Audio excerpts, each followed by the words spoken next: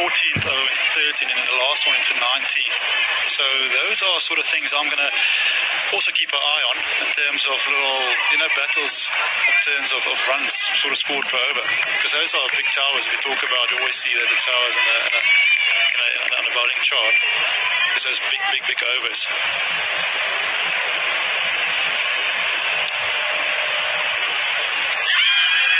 Pitching outside leg there from Georgia Prestwich as we see out the second over here in this run chase. It's 1 for 11. So basically what you're saying to me, Mornay, is you're going to be the fast bowling expert, you're going to be the pinch hitting expert, the fielding down at fine leg expert, and you're going to do stats as well for us. No.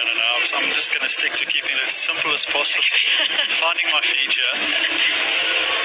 I did hear you were chatting the other day about what's a good indicator for someone who bats well in the T20 format. You were mentioning sort of that combined score of 160 of averages and strike rate. Yeah, how do you see that in the men's game? Is that something that they really look at?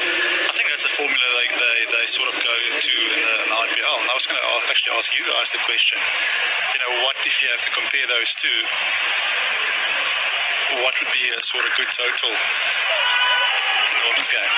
Well, Sophie Devine keeps going out there the way she goes at the moment, a lot more than 162. I think it's 150 in the women's game if you combine the strike rate of a player and their batting average, and particularly over the WBBL whereby you've got 14 matches, so it's sort of, it gets rid of that sort of anomaly of, you've hit 12 off 2 and you're out sort of thing. So you've got to bat and score runs to start with, but you've also got to do it at a decent clip. And I think when I sort of looked at the last couple of seasons, there's probably about 10 batters that usually hit that 150 plus. Yeah. And it's usually, I think it was Laura Kemins last year was the highest in the WBBL at 206.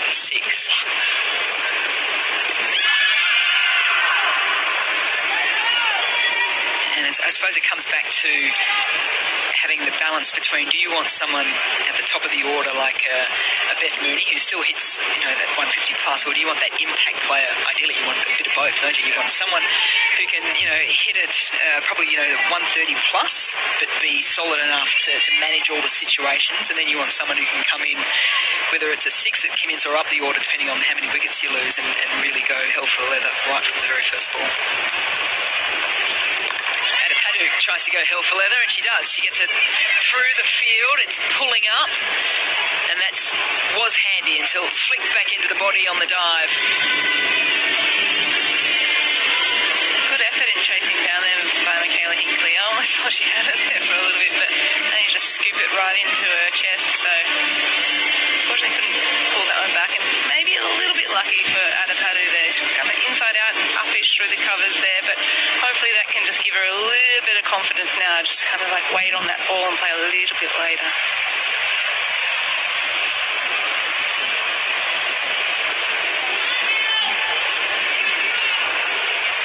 So de Klerk, who opened up the bowling against Scorchers the other day and bowled full and wide to Sophie Devine. Now on in the third over. She's going to have to negate Adapadu to begin with. Oh, that's full, that's straight. Mornay Morkel's given it. Aaron Burns can't believe it in the commentary box. Question being, was there a little inside edge? What was it? Was it going down leg? Was there an inside edge? It's too good.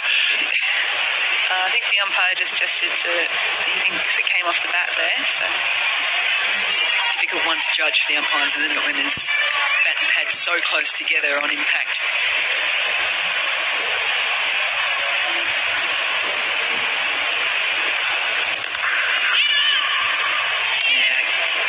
Themselves all tangled up in trying to defend the ball on the inner circle, and it finds its way to the boundary.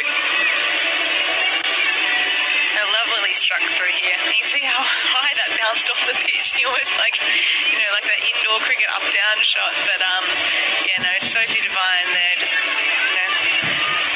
unleashing the shackles there. It's kind of her first one through the covers, so hopefully that can get her a little bit of a roll on.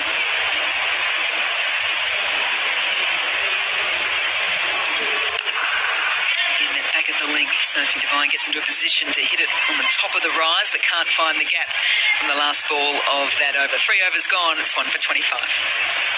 Okay, come on you two, put your umpire's hats on. Here is the LB shout to Atapadu. I think it hit a back pad on the floor, didn't it? Yeah, that is deep Yeah. to my eyes. You No doubt go about it. Yeah, I don't think she got that down in time. I think it went straight through. I think what's done them in also is look where Redmayne has finished, because she's watching the tailing of the ball, but because it hit it full, it should then be that direct line through. Yes. Never easy. It's where there you walk off, you ask for the physio for an ice pack. On that back foot.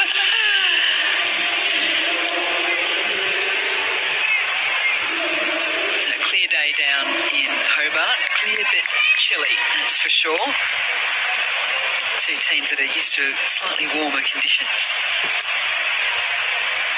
Grace Harris on with her right arm off spin.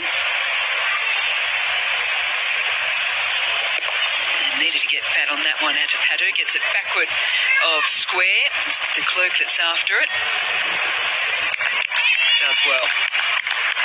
Seemed to pull up there a little bit in the outfield. It's interesting. It seems like it's been, running pretty true for most of this game anyway. But just kind of pulling up a little bit. So they might have to run their twos a little bit harder, these two. So Harris with the reputation going around with someone who can get a lot of revs on the ball. She has some reasonably good control. And Devine, it's dropped. A chance there for the Brisbane Heat, and a big chance at that, because it's the captain who has been put down by Georgia Vole. And the look on Soph's face then, it almost looked like she was already walking, but it's a big opportunity gone down there. It's just a little shovel of a shot, wasn't it?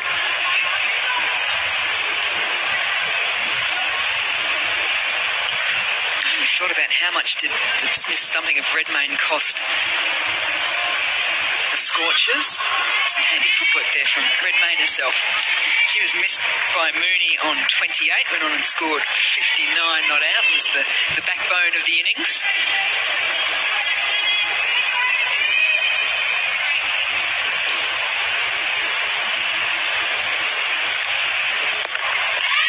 Also is in the air. Another shout of catch it from the Heat players.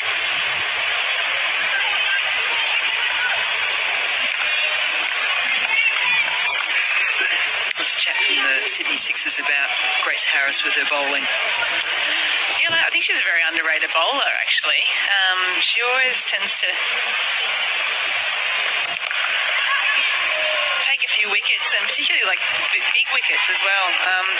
Obviously you talk a lot about the Jess Jonasons and probably the Poonam Yadavs, who are those spinners that are a bit more renowned, I guess, for their spin, and perhaps because Grace is so destructive with the bat that her bowling gets overlooked sometimes. But I think that she's a quality spinner, and I think that she'll be due for a good season this season. I couldn't quite get that last one away as Sophie Devine goes on the attack and misses out.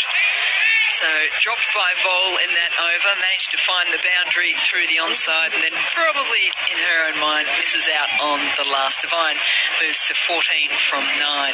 The Scorchers 1 for 34 after 4. You can see Soph just pretty disappointed with herself missing out on that one. Bit uncharacteristic of her not pouncing on that down leg, but We spoke about having 2 compulsory catches before the start of the game, in the ring. Now, looking at the bat swing of Sophie, I think we need that. We need to No compulsory catches. We need to rethink about that strategy. I don't, Saying she hits the ball a little bit too hard. too hard. Yeah. She's probably thinking not hard enough. Sky in the air now. I don't think she's got all of it here, Chamari Atapadu. Camped underneath it and comfortably taken as well. That is huge for the Brisbane Heat. It's Bosch that's taken the catch, and Atapadu has fallen.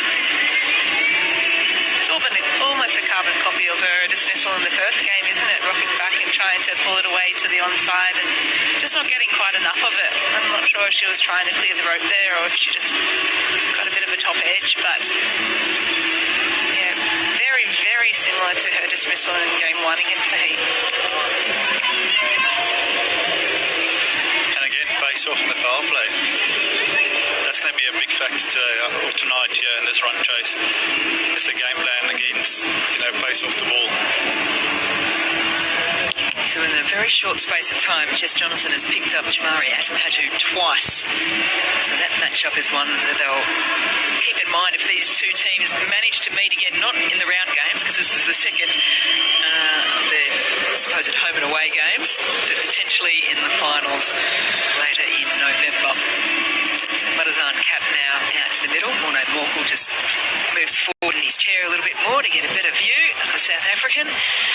Darren, do you enjoy bowling in the power play?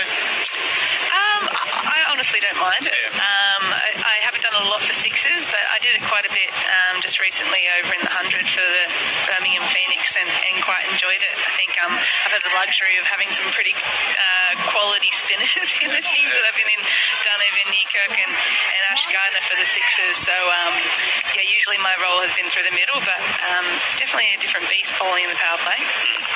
And would you prefer sort of the first over or the sort of middle where what period if you have to be given the option to bowl in the power play? Yeah. Probably the first, I think, with the right arm also.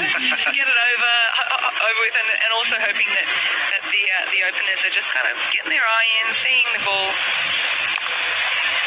The number of goes at